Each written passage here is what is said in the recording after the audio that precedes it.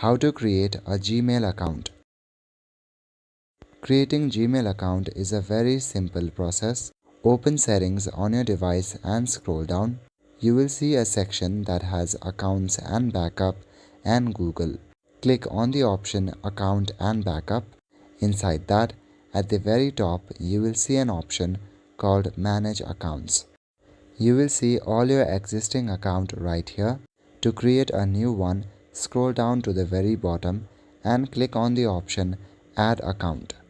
Once you do that, then it will ask you what kind of account you want to create. We want to create a Gmail account. To do so, firstly we will need to have a Google account. So among all these options, click on Google. When you do that, then you will need to enter your phone number or email. Since we are creating a new one, click on create account. Then you will be prompted to enter your first and last name and select your Gmail and your password. Once that is done, then your Google account will be ready. To connect this to your Gmail app, open your Gmail app, then sign in using the new account you just created. That's all for today. Thank you.